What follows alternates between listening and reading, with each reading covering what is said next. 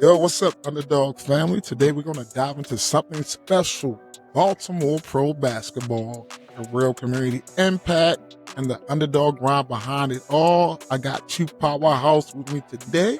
I got my man, Jacob Dennis, UMBC, educated economist turned business teacher, and Charles Carrington, a former D1 Hooper from North Carolina A&T with roots deep in Maryland, Chicago, and Baltimore. Together they founded the Baltimore Venom, bringing pro-level basketball and family-friendly vibes to the heart of the city. It's bigger than basketball today, y'all, so let's jump right into it.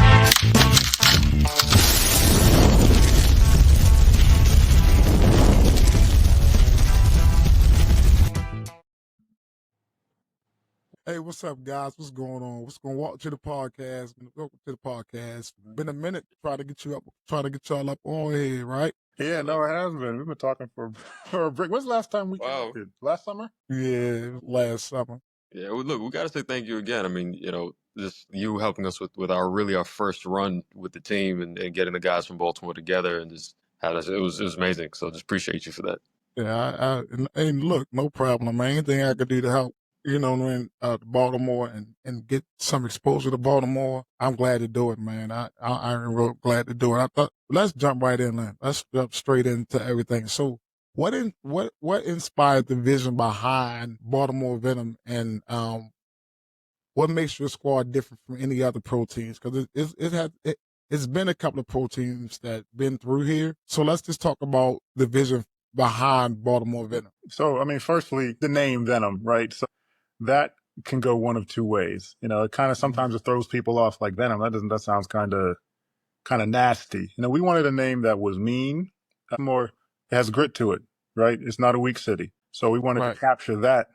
The Bullets, probably not the time for that type of name. But probably not the direction we wanted to go. Plus, the name's taken. Right. But if you know what you're doing, venom is not poisonous. If you know what you're doing, it's actually an antidote, right? It's a healing salve, and that's part of what we want to do with this basketball team, right? We want to be something that is part of healing the city, building it up, promoting basketball, that Maryland basketball and Baltimore basketball.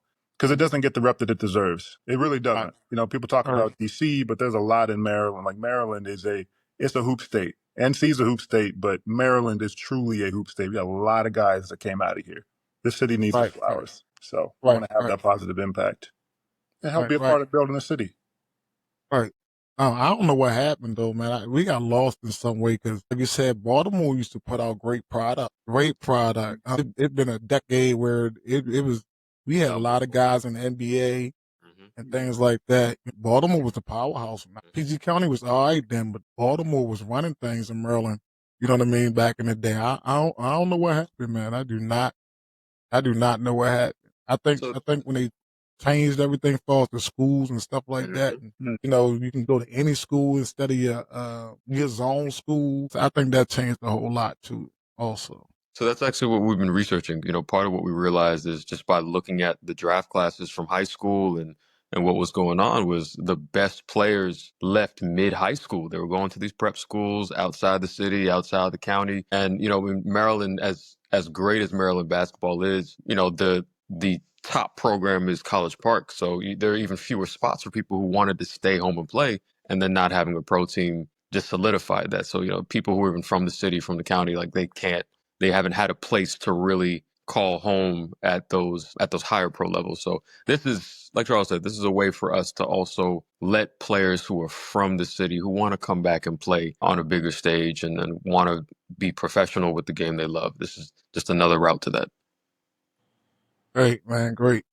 Deep, a little bit deeper, like into that. So what are y'all offering folks in Baltimore? And what are y'all offering folks in Baltimore? Opportunity to play and rep the city. But there's two things, right? So if you're a ball player, it's an opportunity to stay home. So when I was coming up, before all these daggone injuries, really good coach said something special to me. He said, Charles, there's a lot of different ways to get to the NBA. A lot of different ways. And that was amazing, as a kid. Because you looking, he was telling me you could go overseas, you could go JUCO and then D1, you could go straight D1. There's a lot of ways to go pro. And this is one of them. For ball players, we're a path. The TBL, the league that we're in, It's a proven path. A couple guys have made it already. A couple coaches have made it already. A couple front office folks have made it already. This is a path. Statistician, like literally. Yes, statistician made it, believe it or not. So this is a path. It's a legitimate one. You still have to work just as hard. It's not easy. If you don't go through the big, bright, flashy way, you probably have to work a little more to get your number called and be seen. But this is an opportunity for the fans of the city. Baltimore is a basketball city, like New York or Chicago, right? Or Atlanta. It's a basketball city. It should have its own professional team again. It was a shame to lose the Bullets. We're trying to bring something like that back and flourish and build up the city. So the city has something it can galvanize around and have its own brand of basketball and get that out to the world. Okay. All right. Great. Great. Affordability, man, when people want to come out and watch play, because, NBA tickets can be ridiculous sometimes. Just to sit on the floor, $1,000 for a floor seat. So when it comes to affordability, what about that part for the families community out in Baltimore? So that's one of the most beautiful parts of what it is we're trying to bring to the city is, our commitment to making sure that games are accessible for everyone. I mean, across the league, the standard is, you're not going to pay more for a ticket than you would a meal at Five Guys almost, somewhere between $15 and $20 and keeping concessions down. And that's for everybody, it's not just a commitment for what we're trying to do with the team itself, but also just who we are as people. Charles and I are men of faith, Christian men of faith, and the company that owns this team, we really want to serve the community in a way beyond just, hey, this is a basketball game, come and watch it. In every way, just from the affordability of the tickets, access to the players, ways people can try out and really be a part of the brand. Like everything we're focusing on, just giving as much as we possibly can, and understanding that, as long as it serves people and people like it, financial success and just feasibility, it's fine. Like, we'll be taken care of on the back end, but we really are making an effort to make sure that everything is reasonable. Like you could bring a whole family to this game and not feel like you're breaking the wallet, and really enjoy yourself with some guys who are ex-G League players, ex-overseas players. We've had some ex-NBA guys playing the TBL. I mean, you're not going to get closer to NBA action, really just the highest level action period for this price point. Well, listen, it's cheaper than AAU. Yeah, Breaking the bank. Breaking the bank to go watch a kid play. He's 5 years old. You paying almost $100 for the whole family for one day to go watch them play in the concession stands. Another $100. It is cheaper than the daggone AAU team, man. I'll be at those games. I'll be at y'all games. I ain't going to no AAU games. All that money out of my pocket. That's highway robbery right there. Y'all got one. Think about it. Y'all may have 1 or 2 games that day, and there's 50 or 60 games in that AAU tournament, and they charging people $50 a day going, hey. I mean, but we know AAU is a meat market in more ways than one, right? So for the parents and the players, it's, we're trying to avoid that, trying to clean things up a little bit. You know what I mean? I'm glad. So we talked about it a little bit, but Baltimore got a lot of, legends, from these streets of Baltimore, but too often our local talent get overlooked, or they leave, like y'all said, and go somewhere else to shine. So why do y'all believe so deeply that Baltimore needs its own basketball program? I know we went into it a little bit, but why do you believe that Baltimore needs its own, pro basketball team? Because it has something to offer. The talent is there. It doesn't make sense. There's a lot of different ways you could look at it. Economically, you could look at it. Why are you sending your best talent, whether it be in business or entertainment? There's a lot of value that sports bring to an area. Why would you be letting that go someplace else? You probably need to retain that a little bit. It's like, how amazing would it be if Melo could have played at home? Think about that.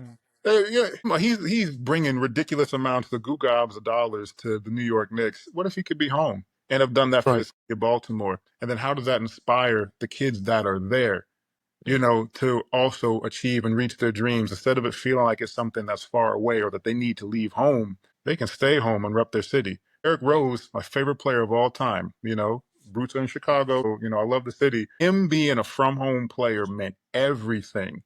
Just a kid in Chicago, that's a big deal. You can't quantify that. Baltimore, Not at all. Not at all. So starting a pro team ain't easy. I know, trust me, because me starting an AAU organization ain't easy. Me coaching high school basketball ain't easy. But starting a pro team ain't easy. So What's your biggest underdog moment or obstacle while building the Venom? There have been a bunch of those. I think some of those obstacles really have to do with just letting the city know who we are, and also just people understanding that, hey, we're here to help. We're here to just be a part of what's going on. So one of the ones that come to mind is just um, getting people to sit down with us who maybe are unfamiliar about what the TBL is. And Mm-hmm. we've had so many people ask us, oh, are you starting a league? Is it a men's league? Is it another type of semi-professional league? And really trying to explain what it is that we're doing. That's been the biggest one. It's funny. Who was, I think, Charles. I remember when Charles and I first met, he had this phrase I've never heard of before, but it's really been living it. It's we're working at the speed of people, setting meetings and doing our due diligence and trying to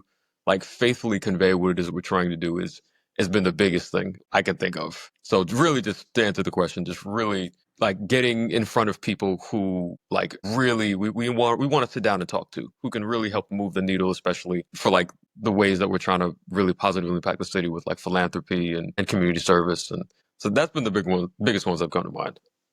Okay. What about you, Joe? Similarly, in terms of underdog moment, two young dudes being able to sit down and break bread with the people that we've sat down and broke bread with, to be able to talk and say, and they believe in us. We're doing this.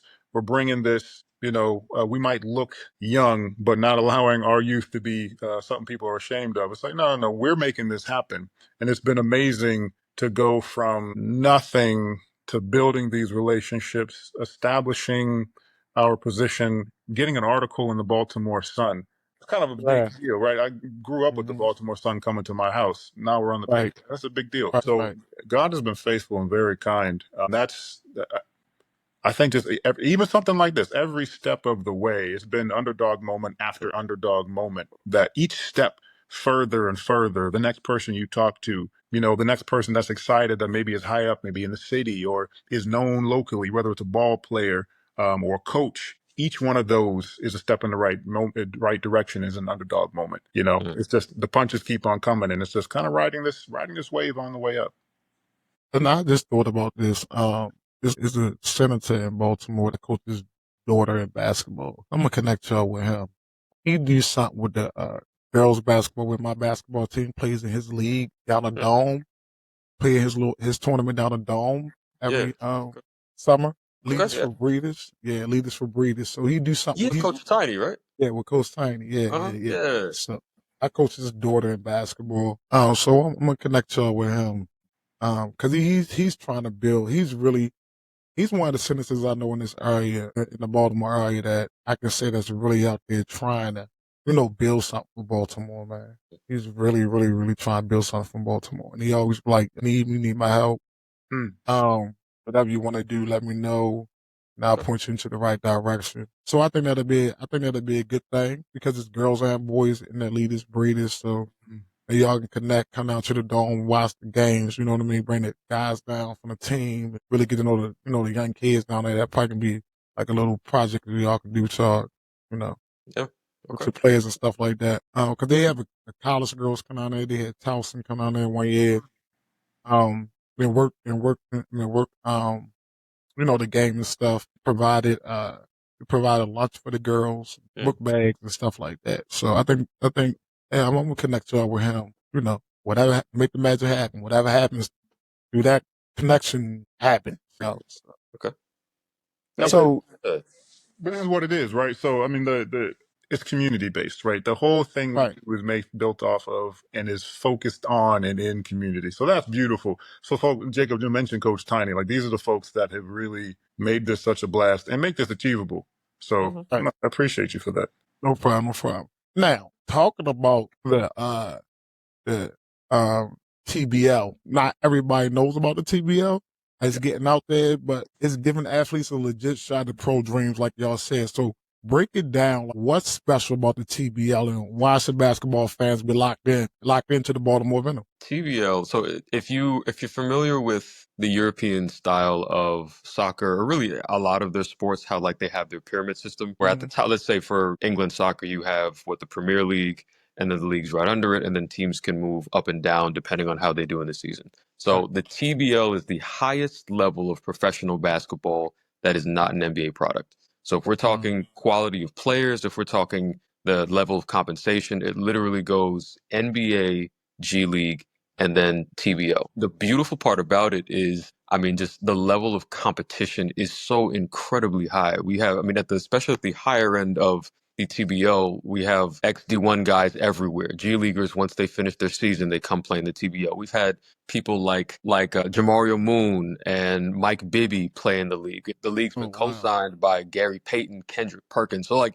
people are starting to really understand what the TBL is, especially in NBA circles. But it's the best. We call it the best kept secret in basketball. And I think what also differentiates it a little bit is it's paid work. You know, there's a mandatory salary minimum for all TBL teams, and at the highest end of the league, guys can make $4,000 or $5,000 a month playing basketball in the United States. And these are salaries that are unheard of unless you're playing overseas. It's really trying to bring that overseas talent, because there are plenty of guys who are excellent ball players, but just because the NBA has a certain amount of spots, they just can't play there. It's trying to bring some of that talent back home.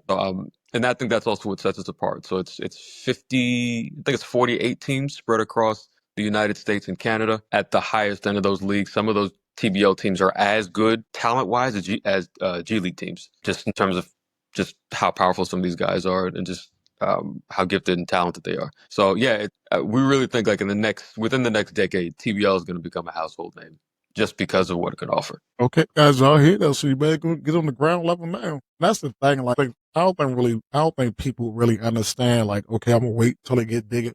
Why would you do that? Why would you wait? Because just think about, like y'all said, you get in the ground level now. 10 years from now, you got to retire. You know what I mean? You can work in the front office. You know what I'm saying? Stuff like that. So, I don't get that. Well, sure. Imagine like having stocks of Facebook before it became Facebook, and how well you'd be doing now, or Bitcoin when it first started. It's the same thing. It's the same exact.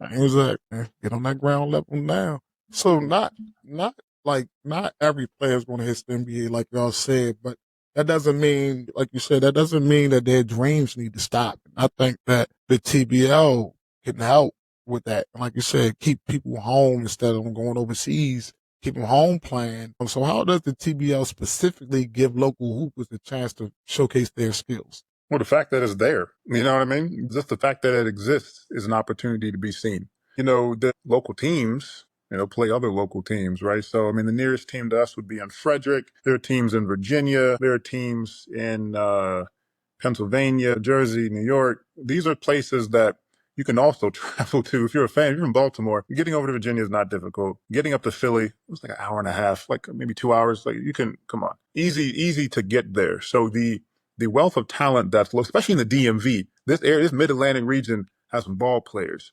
period. So Baltimore specifically, the opportunity to really sharpen your teeth against some top players and to be seen as real, I mean, it's just, you can't go too many other places and get that, except for like a major city. You can't really get that type of opportunity to show what you can do. So speaking about, apologize, but I was actually trying to look up something to verify. Thinking about the effect that TBL has on Baltimore, we got Baltimore guys playing in the TBL right now. So Akil Carr has played in this league for 5 years, been averaging 25 and 30, 25 and 30 a game. He's currently with the TBL team that's in DC, the Capital Seahawks. And I believe there's another Baltimore player. I was trying to look up his name now. I think his name is Ron. He's also on the TBL team. So we already have guys who are local, really getting hip to what the TBL has to offer. I have a coach, last name Bass. I don't know if y'all heard of him. Where do you coach at? At Newtown with me. Okay. He just came on this year and coached with me. He was playing in some league this summer. Which one? Like Kenner? Say it again. Which leagues? Maybe so many. No, I can't remember what league it was in, but he played in one. He's a good player, man. He still got some step in him. Okay, so he wants to. All right. Oh yeah, he young. He went to school with Akil. Oh, okay. Yeah. He went to school with Akil. Okay. Yeah. Yeah, he's still young. He's still young. He's doing his thing. We try to be in the gym doing his thing. I ain't young no more. My knees are gone. I'm in gym today with my class playing volleyball, and my knees hurt like I don't know what right about now. I'm done. Yeah, done. kids be in school like, Mr. Quillins, can you play me one-on-one? I'm like, boy, no, I ain't doing it. Got hit him with the hook, just body him and just Right, that's all I do is just body him. I ain't doing all that stuff. I ain't doing all that. They think they could beat me, but even with my knees hurting, they can't beat me. They can't. Yeah, hit him with that simple ISO Joe. Right. Real nice fundamental and the dagger. Right. So they still can't beat me. They be trying to challenge me and stuff. It's it's fun sometimes, though. Mm. So Jacob, right? You're trained economics and you teach business, right? And so you're a former D1 baller turned entrepreneur. How does your combined experience in education, business, and basketball help shape the Venom strategy? I mean, you just kind of mapped out key masteries that go into running any type of, especially a sports business. But you Right. have, well, subject matter expert in terms of being the athlete.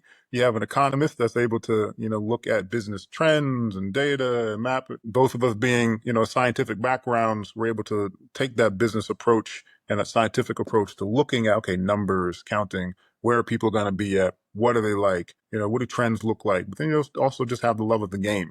Right. So you need passion, you need expertise, and you need drive. And those are the three things that we bring in order to make this be successful. So I think it's a kind of a unique dynamic duo that we have. And Jacob's also a musician. So that art mindset also goes into, you know what I mean? Making a big, beautiful picture, all of that mindset, I think, is important for really making anything. This team is our baby, right? Not to be weird with it, but you know what I mean? But so but that unique mindset, I think is extremely important. I think is what makes us capable of doing this uniquely. That you don't see in too many other places. You might need to have several people, 4 or 5 people, in order to have that same coverage in terms of expertise and background. Yeah, I mean, all of it. But one of the things that I also really appreciate about the way that Charles and I work together is, what connects us is our faith. In terms of just getting on the same page, making sure we have the same values, keeping community first, and really thinking about like what is actually the best thing for Baltimore, or really what's the best way we can actually have impact. Because a lot of the times I feel like especially when with young people our age, Charles and I are around our 30s, like when we get into the mindset of, oh, I want to own a business or I want to do this and that and third, it's looking at the dollar signs and thinking about, okay, how can we extract value? Just kind of taking that opposite approach. And then the fact that we have a lot of interests and mastery in these different areas, it really does coalesce into something crazy. But I think the cooler part is the conversations we have that don't have to do about the Venom in particular. I mean, right now, Charles and I are working on a project and I'm not going to spoil the whole thing, obviously, but we're working on a project that we honestly believe will change Maryland basketball for the next 5 decades. I mean, it's something so much bigger than just the team, and we're so excited for it. But that became the outgrowth of Charles having such a passion and a respect for the game outside of just how fun it is and what he could get from it. And then me, as not a basketball player, I was that's not my ministry, but having a really great respect for people who have respect for the game, but also just enjoying people and liking numbers and thinking, okay, well, how do all of these things coalesce? And yeah, it's stuff coming that we really think is really going to change Maryland and Baltimore specifically, like forever. I have another question I'm gonna ask, but I'm gonna ask that in a little bit. But Sure. follow up with that, like basketball teaches a lot of life lessons. We always talk about that, how sports really teaches life lessons. I don't think a lot of people grasp that until it's too late, or when they get older, you start to figure like coach was really like you can apply that. So, what lessons from hoops do you bring into your entrepreneurial journey every day? Man, it's I almost want to say all of them. No, but I'll get specifics. First of all, athletics, right? Across the athlete sphere, all athletes kind of respect one another because we all know to get to that level, what type of work you had to do, right? I know what work you did. I know I don't care if you're a hockey player, soccer, you were running. You were running. Right. You probably threw up a couple of times. You were running. You were lifting, Right. right? So there's a competitive mindset that gets developed that's unique to mind-body connection, right? that you're able to translate into anything else that you're doing, right? When your mind gets tired, your body knows to keep going. Or if your body gets tired, your mind knows I got to keep going. It's not over yet. You bring that into the business space of I can get this done. It's not insurmountable. I might have to crawl to get there, but I'm gonna get there. I'm gonna get it done. Pressure. You look at pressure a little bit differently. You don't have to back down from it. It's something to attack. It's just a challenge. What else is there? Hard work. You're gonna have to grind. Period. Right? Sometimes you don't win them all. You lose some. Get bent out of shape. I'm not quitting a game of basketball because I lost the game or a championship or whatever. That's silly. Right. And then just the different elements of character that sports, as you grind and you work, just character is developed, a certain callousness, right? Certain passion, certain energy, strength. These are all things that are brought into the business world or into the rest of life that you develop doing sports. Like a lot of military guys end up doing well in business, I think for the same reason. That same type of work ethic, that same type of challenge, that same type of faith that you have to have. It's a natural, I think, spillover, if you know how to apply it. And then, of course, the people. If you had a coach who really did care about you and pour into you, the things that were annoying to you when you were 12 that he was saying at you all the time start to be, oh, this is what coach was talking about. I get it now. And you want to go, hey, coach, I made it. Look at me. I'm doing the thing you taught me when I was a kid. Now I can go teach somebody else. So all of these things, many of them are unspoken, just factor in just how you examine and look at the world. And so I think business is just an ideal space for it. Just like an artist, same idea. It's the same. It's just you have a particular way of being able to look at the world that others just necessarily can't. Right. I get that. So how about you, Jacob? Same? I can't really follow that. Yeah, it's yeah, I mean, it's the same thing. I think I can kind of say what it's like from the outside looking in because sports was something that I shied away from as a kid. I was really big asthmatic and it wasn't. I took to music just a lot more for whatever reason, and there wasn't, at least growing up, there wasn't, and maybe even often there isn't. You don't normally find people who find their heart in both, in some sort of musical expression and sports, at least not popularly. So when you do find people um, who do reach a high level in really just anything, also, I think I agree with Charles. Like there is something about doing something with your hands, like really doing something with your hands. It requires you to use all of your senses. Even with my instruments, like it does require a type of focus and being mindful of what's going on in the moment. It teaches you how to eliminate distractions. It teaches you how to make sacrifices, in the pursuit of getting better, which is not something that is really preached nowadays. It's not something that gets really taught in school. Like there isn't a lot of work ethic. And I can tell you that, and even as a high school teacher, out in Maryland, there's a lot of lack of work ethic, but it is consistently the athletes. It is. I mean, it's consistently the athletes that even if their ceiling in a particular subject or in class isn't as high, they will fight. They will fight, and they won't allow themselves to be embarrassed. There's a confidence that comes from knowing that you've really put your foot into a pursuit. That's very unique. I don't think a lot of kids understand it. And I try to, even with me, I teach middle school. Mm-hmm. And I'm a physical education teacher. And now kids think like physical education don't matter. They think it don't matter. And I'm like, I got kids that play sports. I'm like, you play sports? Yeah. Like, where and how? I don't understand. Like I tell people, y'all think money is the wealthiest thing. No, it's your health. We're trying to teach y'all how to stay active and be active because guess what? Goes right back to your health no matter what you do. Like I'm a PE and health teacher. So I'm trying to teach you how to take care of your bodies and stuff. These kids do not want to move. They're for real. They just want to be on their phones. Like I'm like, especially the girls and it's trying to get them to move. Oh my god! But the thing is, once they get moving, they start to like stuff. And I'm like, see, like now you like it. Now you want to do it all the time. Now a girl asked me, "Coach Steve, we going outside to play flag football again today?" I'm like, it's too little bit. Oh, next class. I'm like, yeah, like, see, you tried it. Now you like it. Now you want to do it all the time. So just try it, man. But I think you're right. I think that as an athlete or even you just putting your all into something gives you more drive and things like that. So, I just think that just like you said, as far as athletes, we don't want to be embarrassed when we do something. We want to give it our all and make sure that it gets done. I don't want to be on the bench because I'm failing this class. You know what I mean? I don't want to be that.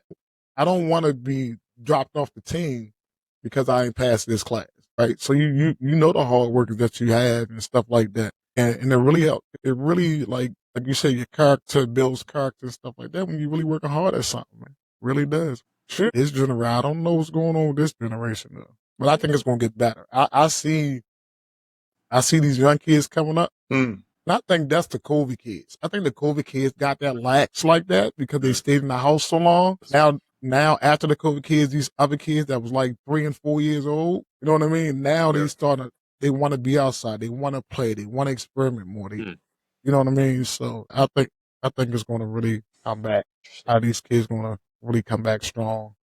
So let's keep it future focused. We just got finished talking about our babies, our little kids. So let's talk about the future. So 5 years down the line, right? So what impact do you envision Baltimore Venom making on a local sports scene and the community? Man, one, being Baltimore's basketball team, first of all, that statement right there is a big deal, right? Baltimore is anything team. That's some claim. And we don't just mean that from our perspective. Oh, we're Baltimore. No. Baltimore's saying, yo, that's us. We're Venom. This is our basketball team. This is what we do. I don't want to get too controversial, but let them look at the Wizards and be like, we ain't going over there. We staying over here right now.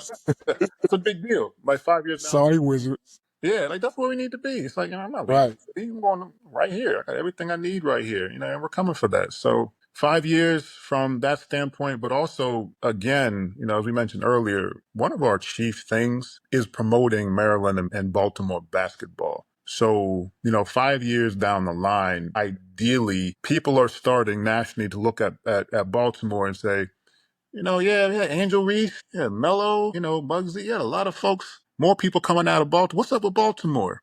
That is one of our chief goals. People need to be looking at this. AAU tournaments need to be looking at, maybe we should do something over there in the city, in Baltimore. The shoe companies, obviously we have Under Armour, but everybody looking like Baltimore, Maryland. Okay, let's come there. Let's let that be the place to go. When it comes to professional training, you come here. This city has a lot to offer in terms of medicine, sports medicine, facilities, it's pretty good food. This needs to be the place that you come to for professional basketball. If you want to make it pro, you come through Baltimore. You come through Maryland. Let this be the hub. That's what we're trying to do. 5 years, I think we can make that happen. That can be a thing. Even with that, just also amplifying the dope work that's already happening in Maryland and in Baltimore in particular. I mean, shouting out folks like Coach Tiny over with over with a nonprofit and all the work she does. Making sure people everywhere know what the Brunson League is. If you don't know who the Baltimore Hawks is, shame on you. They've been holding that. Yeah, they've been all these groups have been like holding down the city for such a long time. And it's where a lot of these legends, where their hearts are, where their roots are, where they've trained with people who they've been to these games. And it's just lifting up all of Baltimore basketball, every public school program, every Catholic school program, every middle school program, girls and boys, every nonprofit, all of it, all the colleges in the county and the city, just making sure that, like Charles said, like everybody knows that it's not just the Venom in Baltimore, it's the entire city. And then by extension, the entire state. I think you can take a page out of the CIAA. Right. You know what I'm saying? Don't bring in, basketball here to Baltimore, and the revenue that comes in, the people that comes down to see, they get the experience, downtown Baltimore. Baltimore get a bad rep sometimes, but there's a lot of good things in Baltimore. A whole lot of good things in Baltimore. And I just think that, like the CIAA, I just think they prove that you can bring Baltimore into basketball and have a good fan base and have a good time, in Baltimore. I think that I give a big ups to them because Absolutely. hopefully they're trying to redo the contract for them to come back again next year. So hopefully they will. Yep.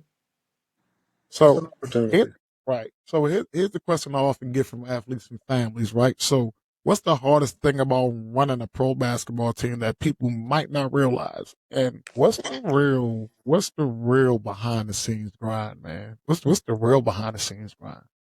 Don't ask. How many times you had to put your foot up somebody's tail behind the scenes? Man, it's people. It is people. Yeah. It's people. It's understanding that. I think it's there's a lot of passion.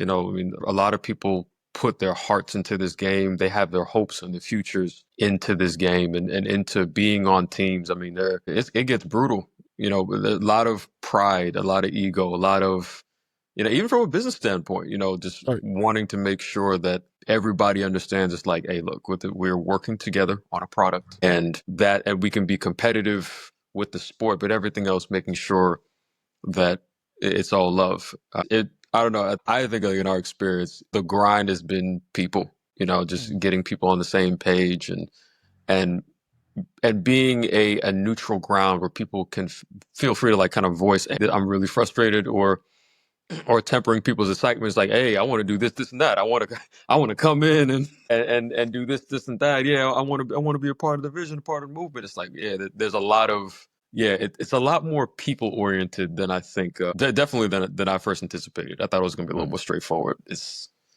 a lot of people management. And that thing about it being straightforward, that's the other thing. That's probably the biggest one. It's not as, there's a lot more to a professional sports product than just a sports product, right? It is, you're a brand.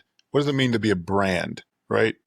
All of the background elements from real estate to, ratification or connection to, your local government to, the laws required, the, financial considerations, what a business plan actually looks like. The fact, as Jacob mentioned, talking about people, because it's big and shiny, you trying to start one can really put people off. You're like, that's kind of a risk right there, Chief. I don't know. All of these things factor in. And when you look at how professional sports teams run themselves, it looks like they have a ton of money. And they do. They're the big ones, NBA, but there's also a lot that's going on continuously. And they make business decisions.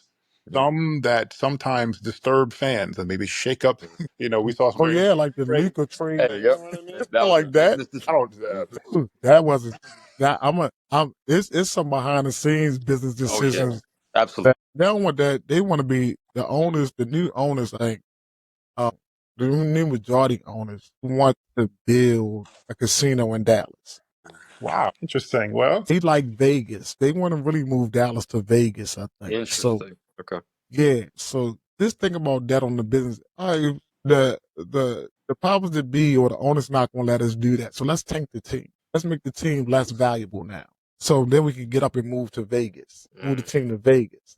You see what I'm saying? Wow. Nobody knew about that trade. Nobody. Not even on the coaches. Like that trade just was out of the blue. That's a backdoor deal for something bigger. And then my man heard this. He's out for the season now. Kyrie out for the season. Yeah, Kyrie is up. Yeah. But they really about to tank. They really about to tank. AD can't stay healthy. So they really about it. So I just think it's just some backdoor action because, like I said, those owners are kind of like, they like casino. But also just about, again, all this that goes behind the scenes. If anybody's interested in starting a professional basketball team, please understand Charles and I have been working on this for 2 years, like 2 years of blood, sweat, and tears. If anybody, and we've talked to so many people in this league, in other leagues, both really abroad and in the United States. If it is not something you just decide to do on a Saturday, Right. I mean, it's just as difficult as starting any like a tech startup. It really takes a lot of diligence because if not, it's going to fail. I mean, there are statistics that show that 50% of new sports teams fail. And often it's because people aren't approaching them the right way and they just want something as opposed to really thinking about, well, what are the consequences of this team in this city at this time? What does it mean? Like Charles said, what does it mean for it to be a brand? What does it mean for people to emotionally attach themselves to something? It takes a lot. It takes a lot. It's not for the faint of heart. No, I can believe that, man. 'Cause even doing what I'm doing is a freaking lot, a whole freaking lot. So trust me, I feel y'all. The grind is real, man. There's a lot of stuff to keep you up at night when you're trying to grind and figure out the next move and things like that. A lot of people don't realize. Like to me, you can't if you have a faint of heart, you can't start no business. You ain't gonna last. You first week you're gonna come up like I quit. And here, And as you get older, you get wiser because I done started stuff. I'm like, man, I can't do this. Well, once you like, yeah, well, once you sit down and just like, got it, I don't have a choice. I don't have a choice. So I think some people gotta get to that point to where, and I think that's where most people succeed when they get to the point to where I have no other choice. Yep.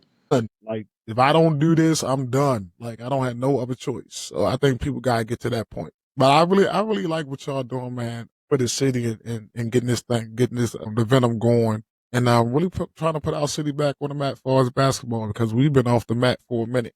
And there's some great talent. There's some great talent here.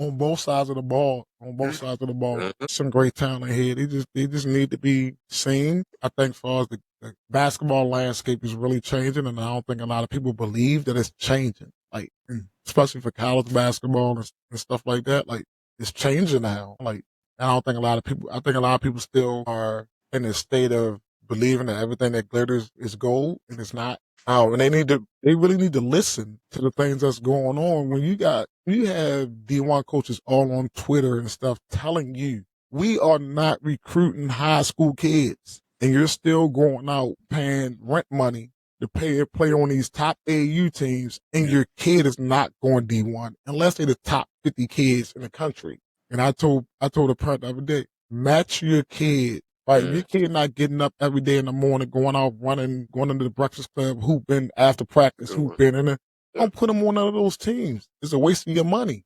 It's a waste of your money. Don't do that. It's total waste. But if your kid is then doing that, then invest in that.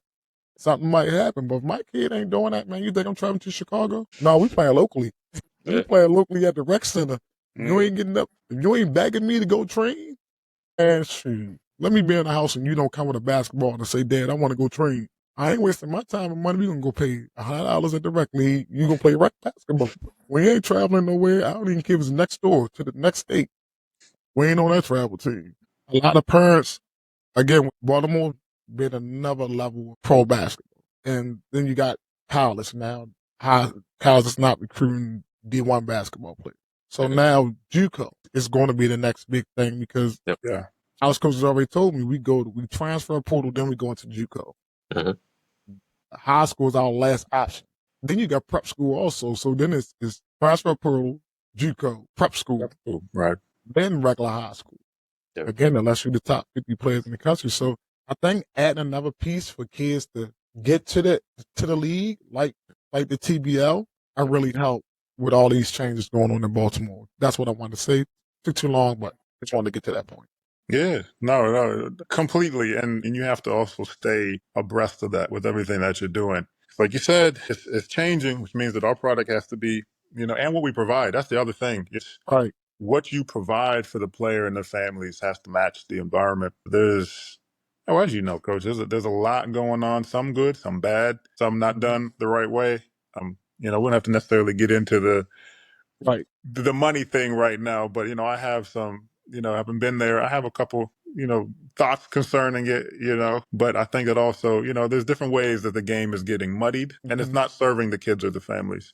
It's really not. We kind of lost sight of what, sports is supposed to be about. Everything below pro, what sports is supposed to be about, right? What was the NCAA's thing? 70% of students going pro in something other than sports. What did all the coaches say? Yeah, I'm taking these young men or these young women and really developing the character and preparing them for life. Now it's like, who can get the most money for me or who can I pay? We've lost, we're not doing anything for anybody. We lost sight of what we were here for. And that's why I think a lot of good coaches are leaving the game.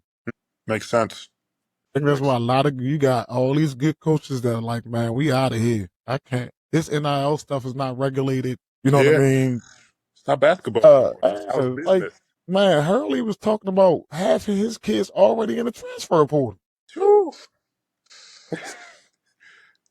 His kid, he said, I know already. They already done talked to some teams. Like half of my kids are already in the transfer portal. So they can, they might go somewhere else to make more money. And like, it's like you said, I don't know how long it's going to last though. Yeah, I don't know how long it's going to last before they shut that down. Like, no, they're going to have to regulate it because if they don't, it's going to trickle down. You look how it is now.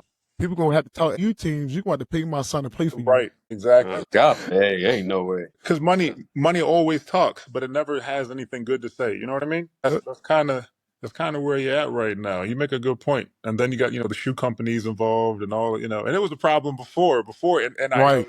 the shoe companies' involvement was already a problem. Already a problem. So we're spinning out of control now.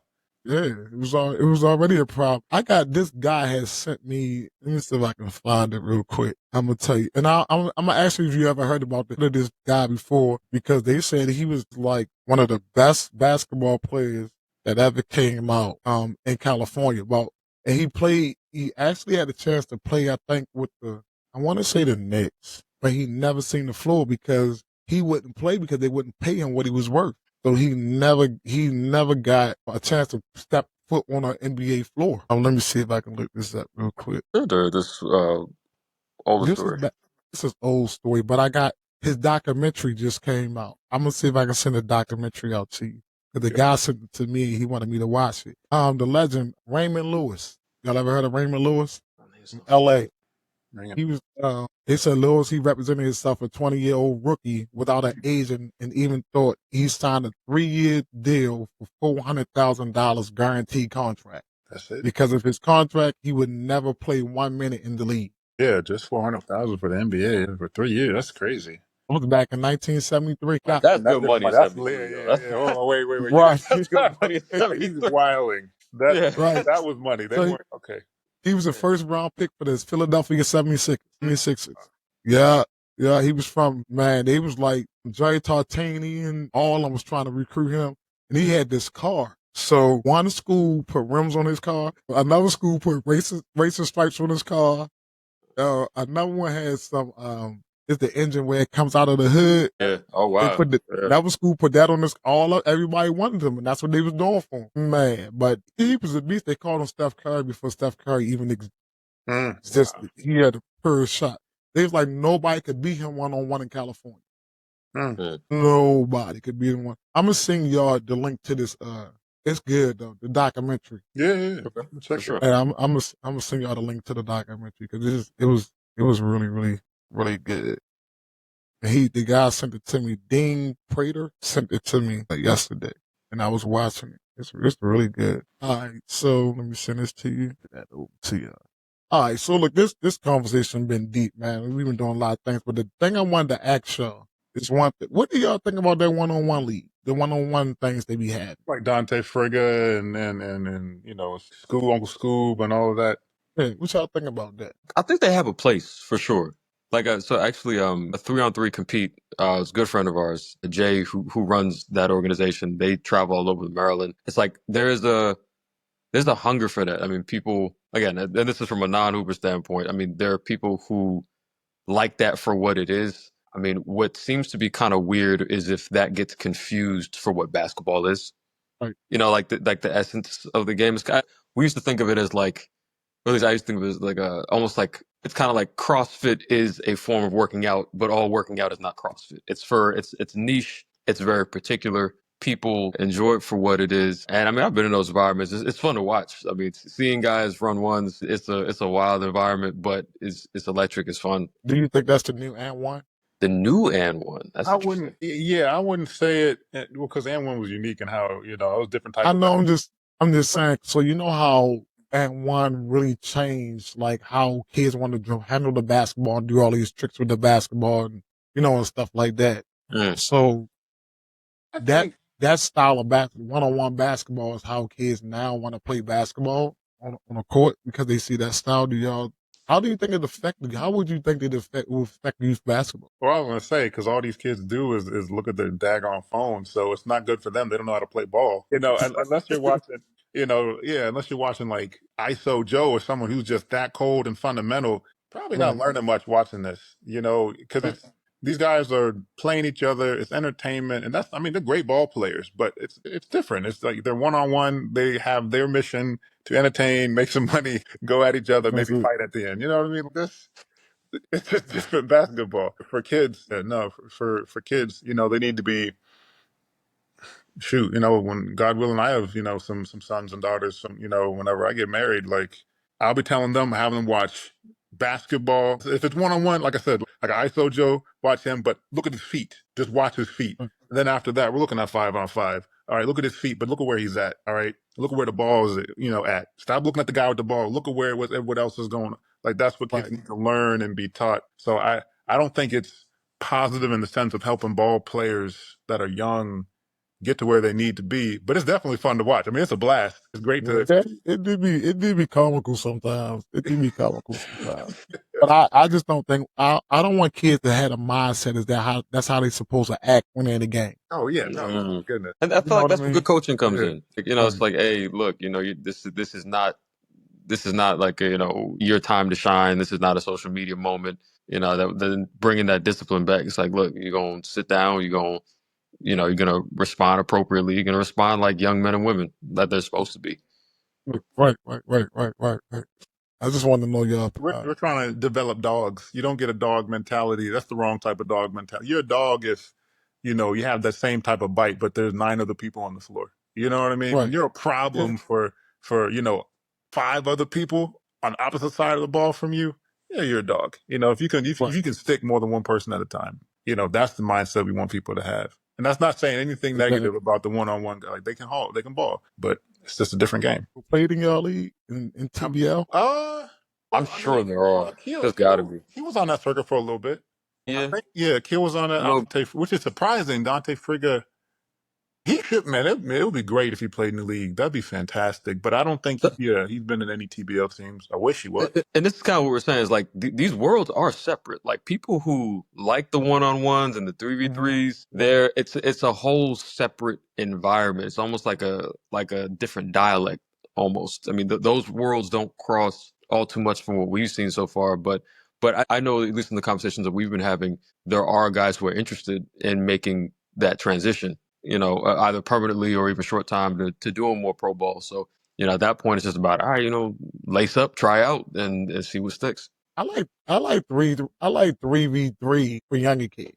Fourth, fifth, sixth graders from 3rd grade all the way to 6th grade. I think kids should play 3-on-3 on a smaller room with a smaller basketball. Stop letting all these boys that's 6 or 7 years old play with a 29.5 basketball.